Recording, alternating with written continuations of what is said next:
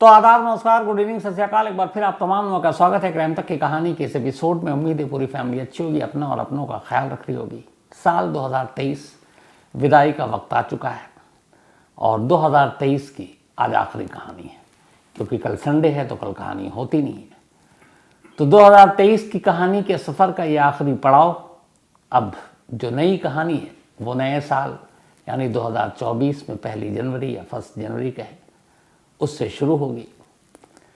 तो पूरे एक साल का ये सफ़र 2023 में अब हम लोग पीछे छोड़ते हैं। नए साल नई उम्मीदों के साथ नई कहानियों का आगाज़ करेंगे। लेकिन फ़िलहाल चूँकि ये एक दिन बचा हुआ है, एक कहानी बाकी है, तो आज इस रस्म को भी पूरा कर लेते हैं। कुछ पहले मैंने आपको काफ़ी बल्कि वक्त हो गया एक कहानी सुनाई थी एक कॉल सेंटर की, जिसमें एक लड़की काम कर रही थी और बाद में पता चला कि वो लड़की तो कब का मर चुकी है, लेकिन फिर भी कॉल सेंटर में बाकायदा वो नौकरी करने के लिए आती थी। इसी क्राइम तक की कहानी के लिस्ट में लिंक भी मिल जाएगी जिन लोगों ने नहीं सुनी है। आज की कहानी उस कॉल सेंटर की कहानी का एक तरह से एक्सटेंशन है। भूत प्रेत को लेके तमाम बातें, तमाम कहानियां बहुत सारी आपने सुनी भी।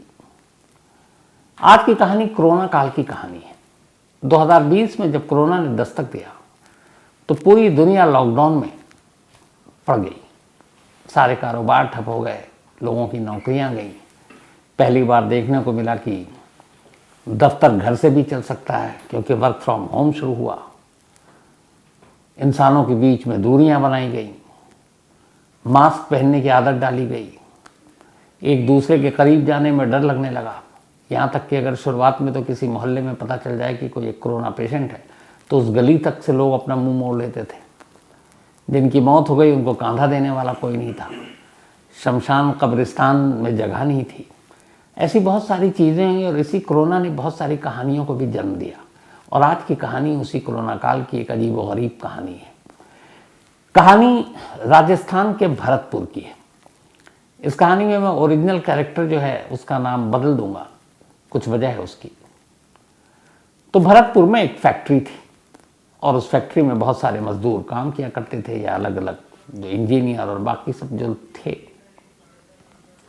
उसी में एक ये बदला हुआ नाम विनोद। शिकारपुरी खड़े हैं तो कोई नाम देना है तो विनोद का ही दे दो।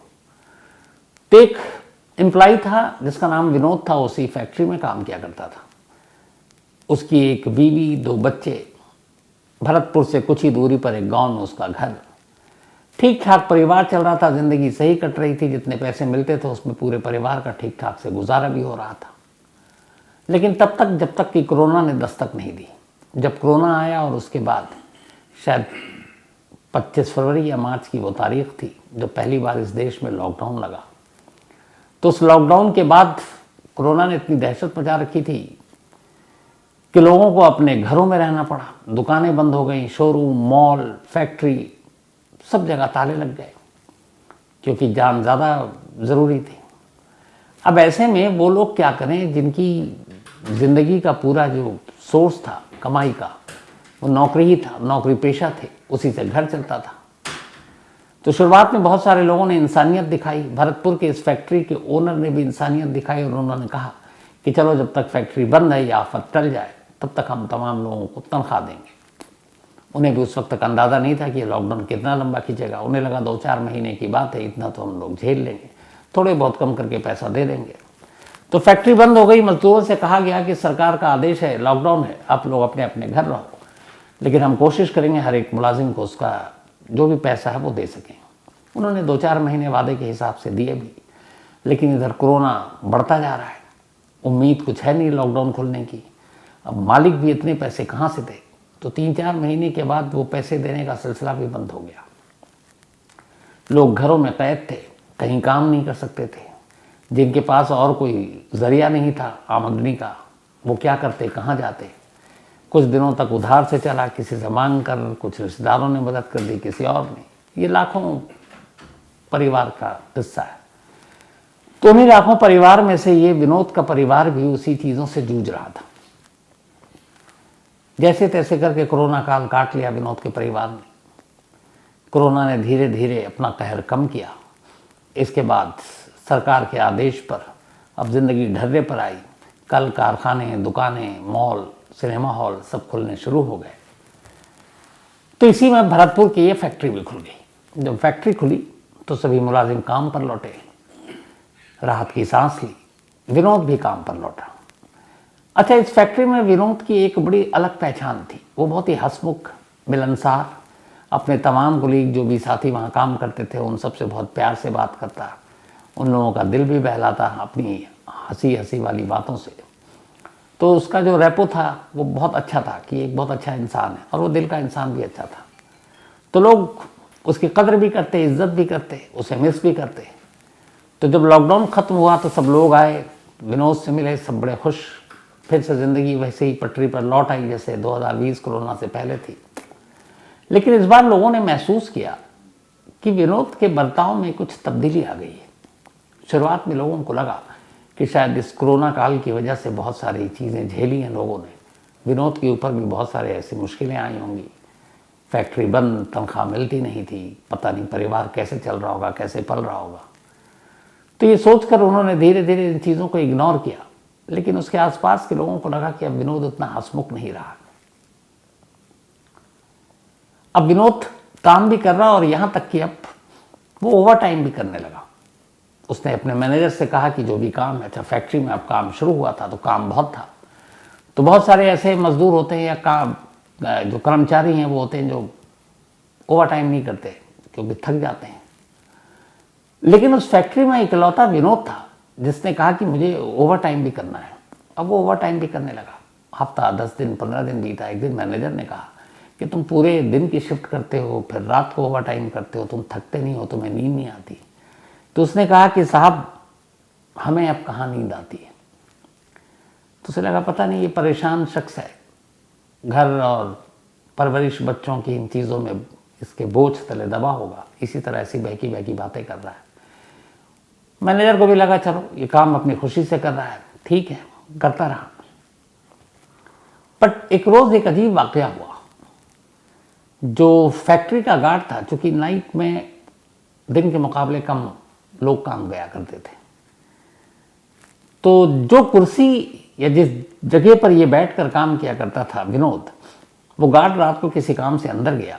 जब अंदर गया तो उसने देखा कि कुर्सी पर एक बहुत ही लंबा चौड़ा कोई शख्स लेटा हुआ और अजीब सा लग रहा है। रात में वो देखकर उसको वो घबरा गया, क्योंकि विनोद की कदकाठी के मुकाबले वो 2-3 गुना ज़्यादा। उसे लगा इतना बड़ा इंसान तो मैंने देखा नहीं है, लंबा चौड़ा। वो बदहवास वापस भागा चीखता हुआ। लोगों ने पूछा क्या हुआ। उसने कहा मैं गया अंदर तो देखा कि विनोद सो रहा है, लेकिन विनोद बदला हुआ था। तो मैनेजर भी था जो नाइट ड्यूटी पे, वो आया। उसने कहा चलो। जब अंदर गए तो उन्होंने देखा कि विनोद ही वहाँ लेटा हुआ है। मैनेजर ने गार्ड को डांटा कि तुम इस तरह से अफवाहें फैला रहे हो, झूठी बातें कर रहे हो। अब गार्ड को लगा कि मैंने तो सच में वही देखा था, लेकिन अब सीन बदल चुका है। उसने कुछ कहा नहीं। धीरे धीरे वक्त बीता। पूरे 1 महीने गुजर गए वापसी पर नौकरी करते हुए विनोद को। ठीक 1 महीने के बाद अब सैलरी मिलनी थी, और विनोद का ओवर टाइम भी था।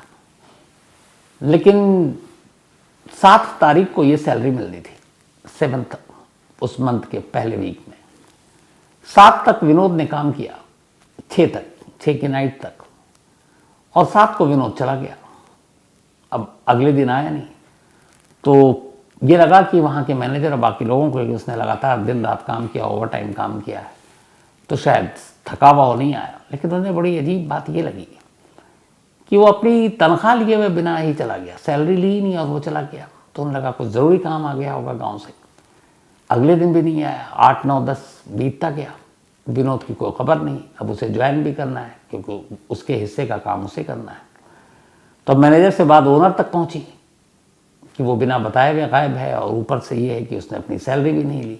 अब उन लोगों को लगा कि कहीं विनोद के साथ कुछ हो तो नहीं गया, क्योंकि ऐसा कभी इससे पहले हुआ नहीं कि उसने अपनी तनख्वाह नहीं ली, और यूं ही बिना बताए हुए भी कभी वो गायब नहीं हुआ, छुट्टी लेकर गया। तो इस बार ऐसा क्यों हुआ। इधर उधर विनोद के जो तमाम जानकार थे उनसे पहले पूछताछ की गई। फिर लास्ट में ये था कि विनोद के घर का पता था। तो मालिक ने ये कहा अपने मैनेजर से कि तुम विनोद कि 1 महीने की जो पूरी सैलरी है जो उसने ओवर टाइम के साथ कमाया है उसके करीब 50,000 रुपये अराउंड बनते थे। उन्होंने कहा ये 50,000 ले जाकर विनोद को दे दो और पूछो कि वो कहाँ है, क्यों नहीं आ रहा है। उसने बिना बताए हुए नाराज़ भी हुआ कि बिना बताए हुए गायब है। तो मैनेजर ने कहा ठीक है। अगले दिन मैनेजर अपने एक और साथी को लेकर विनोद के गांव पहुंचता है। वहाँ पूछते पूछते वो विनोद के घर तक पहुंचता है। जब घर पर पहुंचता है तो देखता है कि वहाँ एक महिला है, 2 बच्चे। तो जाकर पूछता है कि विनोद कहाँ है। तो पत्नी उसकी तरफ देखती है। वो दोबारा पूछता है तो पत्नी कहती है कि वो तो अब है नहीं, वो तो रहे नहीं। तो कहता नहीं वो, लेकिन कहाँ गए, घर पे नहीं है, कहीं और गए। अगली लाइन जो पत्नी ने कही उसे सुनकर मैनेजर के पैरों तले की जमीन खिसक गई। उस महिला ने कहा कि जी मेरे पति विनोद को मरे हुए 3 महीने हो गए। कोरोना जब खत्म होने वाला था, अब लगा सब कुछ ठीक होगा, तभी विनोद को कोरोना हो गया और उस कोरोना के बाद उसे अस्पताल में पहुंचाया गया, लेकिन उसे बचाया नहीं जा सका और कोरोना की वजह से विनोद ने दम तोड़ दिया और इसी गांव में उसका अंतिम संस्कार किया गया। तब कोरोना की मौत को लेकर इतना छुआछूत नहीं था, लोग भी थे, गांव वाले भी आए थे, क्योंकि कोरोना बहुत कम हो गया था। लेकिन उस कम कोरोना में भी बहुत सारे लोगों की जान जा रही थी। मैनेजर ने कहा कि आप क्या बात कर रही हैं भाभी जी, अभी हफ्ता भर पहले तक तो विनोद हमारे यहाँ काम कर रहा था, बाकायदा उसने ओवर टाइम किया है।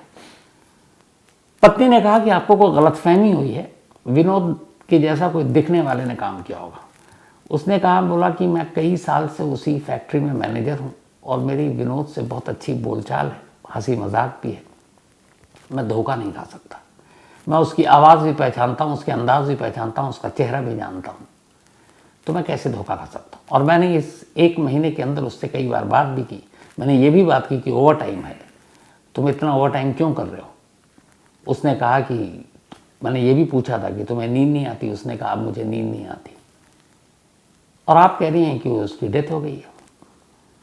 तो बोले आप मान नहीं रहे तो मैं क्या करूं, बाकी लोगों से पूछिए। अब उसने बच्चों से सबसे पूछना शुरू किया, क्योंकि मैनेजर मानने को तैयार नहीं था और जो उसके साथ था वो भी मानने को तैयार नहीं, क्योंकि हफ्ता भर पहले तक तो वो उसके साथ था और 1 महीने लगातार नौकरी की। कुछ और लोग आए, उन्होंने मैनेजर को बताया, साहब 3 महीने पहले की बात है जब विनोद की डेथ हो चुकी थी कोरोना की वजह से। जब हर एक को उसने खंगाल लिया तब मैनेजर को लगा कि ये लोग सच बोल रहे हैं, लेकिन उसको समझ में नहीं आ रहा था कि जो उसने देखा वो कैसे गलत हो सकता है। खैर और कोई रास्ता था नहीं। बदहवास मैनेजर कहता है मुझे यकीन नहीं है, लेकिन फिर भी आप लोग कहते हैं तो मान लेता हूँ। फिर उसने जेब में हाथ डाला, एक लिफाफा निकाला और बीवी की तरफ दिया। बीवी ने कहा ये क्या है। उसने कहा आप कह रही कि 3 महीने पहले मर चुका है, लेकिन हमारी कंपनी या फैक्ट्री के रिकॉर्ड में उसने पूरे 1 महीने तक नौकरी की है। न सिर्फ नौकरी की बल्कि ओवर टाइम किया है और उसका अटेंडेंस भी है। तो उसका जो मेहनताना है, उसकी जो सैलरी है, वो ओवर टाइम जोड़कर 50,000 रुपीज़ बनता है, 50,000। अब मुझे नहीं मालूम, लेकिन चूंकि हम लोग जानते हैं कि हमारे सामने उसने काम किया है, तो इस सैलरी पर आप ही का हक है। ये विनोद ने नौकरी की, विनोद ने ओवर टाइम किया, तो ये विनोद के पैसे हैं। हमारे मालिक ने कहा ये आपको देकर आने के लिए। तो अब मैं बाकी की बात मालिक को बताऊंगा, लेकिन मैं चूंकि हम सब गवाह हैं, हमने ही देखा है, तो अब ये जब विनोद नहीं भी है तो हमारे सामने तो विनोद ने काम किया, हम किसी और को पैसे कैसे दे सकते हैं, इसलिए ये पैसे आपके, आप रख लीजिए। जैसी ये बात सुनी, बीवी ने लिफाफा खोला, पैसे देखें, बीवी अब पहली बार रो पड़ी। अब तक मैनेजर ने जब पूछा विनोद कहाँ है, क्या हुआ, उसने बताया सारी कहानी कि 3 महीने पहले डेथ हो गई, लेकिन बीवी की आंखों में तब तक आंसू नहीं थे। लेकिन जैसे ही उसने लिफाफा खोला और देखा कि 50,000 रुपये हैं जो बताया, बीवी रो पड़ी। मैनेजर ने पूछा कि आप क्यों रो रही हैं। उसने कहा मैं समझ गई इस पैसे के पीछे की कहानी क्या है। उसने कहा जब मेरे पति विनोद की डेथ हुई, उसके बाद सारे रिश्तेदार एक कर चले गए। अब हम लोगों ने सोचना शुरू किया, 2 बच्चे थे, मुझे कोई काम आता नहीं है, तो बच्चों की पढ़ाई लिखाई और घर का चूल्हा कैसे जलेगा, कोई मदद करने को आएगा भी नहीं। और बाकी लोग ऐसे थे कि उन्होंने मदद भी नहीं की। तो मैं बड़ी परेशान थी और दोनों बच्चों को लेकर कि वो ऐसे इस उम्र में चले गए कि अब घर का क्या होगा। तो मैं एक दिन अपने बच्चों से रोते हुए ये बात कह रही थी कि अगर कोई हमारी मदद कर देता और हमें 40-50 हज़ार रुपये दे देता तो हम इसी घर के बाहर एक छोटी सी दुकान खोल लेते और उस दुकान से हमारा घर चल जाता। बीवी ने कहा कि शायद विनोद ने ये बात सुन ली, और विनोद का मतलब उसकी आत्मा ने, और उसने कहा कि देखिए ठीक 40-50 बोला था मैंने और आपने 50,000 ला कर दिया। मैनेजर ने कहा कि अगर वो ओवर टाइम ना करता तो शायद 35 से 40 के बीच में उसकी सैलरी बनती, पर ओवर टाइम करने की वजह से अराउंड 50,000 मिला। अब मैनेजर को ये बात समझ आई, वापस गया, उसने मालिक को सारी कहानी बताई। फैक्ट्री में कोई मानने को तैयार ही नहीं था कि विनोद पिछले 30 दिन से यहाँ काम नहीं कर रहा था, लेकिन जब उसकी पत्नी की कहानी सुनी तब लोगों को यकीन हुआ और हर एक ने माना कि वो विनोद की आत्मा थी जो पिछले 30 दिनों से यहाँ काम कर रही थी, सिर्फ इसलिए कि वो उतने पैसे कमा सके जो अपनी बीवी को दे सके और बीवी उससे एक दुकान खोल सके जिससे वो और उसके बच्चे पल सकें। तो एक पति जो मर गया फिर भी अपने परिवार के लिए इतना सोचा, किया और फिर जो ख्वाहिश थी बीवी को उसको पूरा किया। मुझे लगता है साल के आखिर में ये कहानी सुनाना ज़रूरी था। तो आज की कहानी में इतना ही। इस कहानी पे अपनी राय ज़रूर दीजिएगा। और आज पहले बर्थडे विश, उसके बाद साल के आखिर में एक नए और गुजरते साल पे एक शेर नज़म कहें वो भी है, वो भी आपको सुनाऊंगा। तो सबसे पहले इस 2023 के आखिरी बर्थडे विशेष, इसमें मैंने 31 दिसंबर को भी समेट लिया क्योंकि कल कहानी होगी नहीं। तो पहले तो खुशहाल तोमर, विनोद शिकारपुरी के बेटे, उनका जन्मदिन है आज ही। अब मुझे मालूम नहीं, मैंने विनोद की पहले बेटी फिर खुशहाल, ये बताता है कि इसके 3 बच्चे हैं, लेकिन मुझे लगता है इस साल में मैंने 8 और 9 तो विश कर दिए होंगे। अब या तो झूठ है, गलत है कि 3 ही हैं या 8-9 हैं, ये फिर और भी कहीं इसके बच्चे हैं, मुझे डाउट है इस पर। फिर भी खुशहाल तोमर, हैप्पी बर्थडे बेटा, हमेशा खुश रहो, अच्छे रहो। तुम्हें बैट भी मिल गया तो उससे अच्छा क्रिकेट खेलो, और क्या कह सकता हूँ। और पढ़ाई लिखाई पे ध्यान दो क्योंकि तुम्हारे मार्क्स कम आ रहे हैं, तो इसलिए अच्छे से पढ़े लिखो। दूसरा है अंश का जन्मदिन, तो हैप्पी बर्थडे अंश। और ये भेजा है बिंदु देवी, अजीत चौधरी और अजय भारती जी ने। साथ ही आफिया फातिमा, इनका भी आज बर्थडे है, तो हैप्पी बर्थडे आफिया। और ये भेजा है तैयब शरीफ ने, उनकी बेटियां हैं। सीरत कौर, इनका भी जन्मदिन कल है 31 को, तो एडवांस में हैप्पी बर्थडे सीरत कौर जी। और ये भेजा है मौसम जी ने, और मौसम के बिटियां हैं सीरत। साथ ही मोहम्मद इरफान का भी आज जन्मदिन है, तो हैप्पी बर्थडे इरफान। इसके अलावा संतोष पाल सिंह, इनका भी जन्मदिन है, हैप्पी बर्थडे संतोष जी। और ये शीतल कौर जी ने भेजा, उनके हस्बैंड है संतोष। विद्या का भी बर्थडे है, तो हैप्पी बर्थडे विद्या। और ये निशा नेगी ने भेजा, उनकी फ्रेंड है। प्रेम बिस्ता, इनका 31 को है, तो एडवांस में हैप्पी बर्थडे प्रेम बिस्ता साहब। सूरज का भी जन्मदिन है, तो हैप्पी बर्थडे सूरज, भेजा है कार्तिक ने। इसके अलावा सीहू, इनका भी आज बर्थडे है, तो हैप्पी बर्थडे सीहू। और ये भेजा है हिमांशु पटेल ने। साथ ही परी कुमारी 31 यानी कल इनका बर्थडे है, तो एडवांस में हैप्पी बर्थडे परी कुमारी। और ये भेजा है शुभम कुमार ने, उनकी सिस्टर हैं ये। साथ ही आज बुद्धि प्रकाश जी की बिटिया का भी जन्मदिन है, इन्होंने नाम भेजा नहीं, शायद रह गया, कोई बात नहीं है। तो बुद्धि प्रकाश जी अपनी बिटिया को बर्थडे विश कर दीजिएगा ज़रूर, क्राइम तक फैमिली की तरफ से। इसके अलावा आरती, इनका भी बर्थडे है कल 31 को, और आरती जो है वो पुलिस में है। और इनके दोस्त हैं शुभम सिंह, उन्होंने ये भेजा, और शुभम सिंह ने कहा कि जो आरती है तो पुलिस में, लेकिन डिसीजन लेने से डरती है। तो आरती, मेरा मानना है कि जब भी कोई सही डिसीजन हो उसको लेने में डरना नहीं चाहिए। हाँ, गलत डिसीजन है उसके बारे में सोचना भी नहीं चाहिए। एंड ऑल द बेस्ट आरती, आपके करियर के लिए, आप पुलिस की नौकरी में खूब ऊपर जाए। इसके बाद आगे का नाम लूँ उससे पहले, हाँ, रिजवान अहमद असम से हैं लेकिन दुबई में हैं, शेफ हैं। और इन्होंने सवाल पूछा है कि न्यू ईयर में लोग रेजोल्यूशन बहुत सारे बनाते हैं, आप बनाते हैं, आप उसको कैसे फॉलो करते हैं? तो रिजवान साहब, मेरा बड़ा सिंपल है, मैं कोई रेजोल्यूशन नहीं बनाता हूँ, कोई भी नहीं करता हूँ कि नया साल में मुझे ये करना है। जो करना है कर डालता हूँ, उसके लिए नए साल का इंतज़ार करने का कोई मतलब नहीं होता।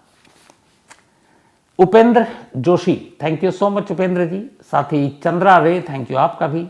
राजू अरोड़ा, इन्होंने कहा कहानियों में कुछ पिक्चर वीडियो भी डालें, पक्का कोशिश होगी राजू साहब। अब एक हमारे कोलीग भी हैं मोहसिन, बहुत ही अच्छे कैमरामैन, और उनके कज़न हैं सैयद फ़रोग अमरोही। ये आप में से बहुत सारे लोग जानते होंगे, मेरे फेवरेट रहे हैं शायद जॉन एलिया, तो उनकी फैमिली उनके परिवार से आते हैं सैयद फ़रोग अमरोही। और इन्होंने क्राइम तक फैमिली मेंबर के लिए इस नए साल पर कुछ लिखकर भेजा है। उन्हीं की ये नज़्म, उन्हीं के शेर आपकी नज़र सुनिए कि जनवरी है आने को, नई सुबह लाने को, इसमें क्या नया होगा कोई ये बताए तो। सुबह भी वही होगी, शाम भी वही होगी, बस फ़कत कैलेंडर का पेज पलटा जाएगा। गर नहीं बदलना है कुछ भी इस जहां में तो फिर ये शोर कैसा है। हर तरफ उजाले हैं, कोई तो वजह होगी, आज तो जगी होगी, जनवरी के आने की, नई सुबह लाने की। बहुत खूब सैयद फ़रोग अमरोही साहब। तो ये शेर साल के आखिर और नए साल के स्वागत के लिए, और आखिर में चलते चलते यही आप लोगों से कहूँगा कि नया साल आप सभी के लिए बहुत अच्छा हो। जो भी दुख तकलीफ़ आप लोगों के हिस्से में इस साल में आई, ऊपर वाले से दुआ यही है कि वो ना आए फिर कभी। आप सभी खुश रहें, खुशहाल रहें, अच्छे रहें। और एक ज़रूरी चीज़ ये भी कि जो भी ज़रूरतमंद हो आपके आसपास, हमेशा उसकी मदद करने की कोशिश कीजिए। करके देखिएगा, बड़ा सुकून मिलता है।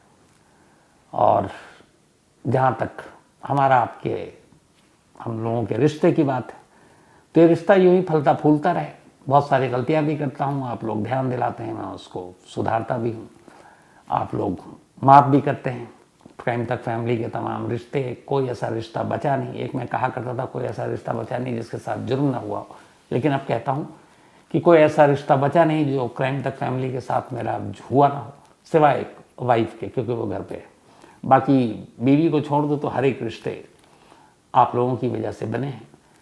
तो ये रिश्ता यूं ही सलामत रहे, आप लोग अच्छे रहें। पूरी क्राइम तक टीम की तरफ से, पूरी क्राइम तक फैमिली को happy new year, all the best, और ऊपर वाला आप सबको हमेशा अच्छा रखे। Thank you very much.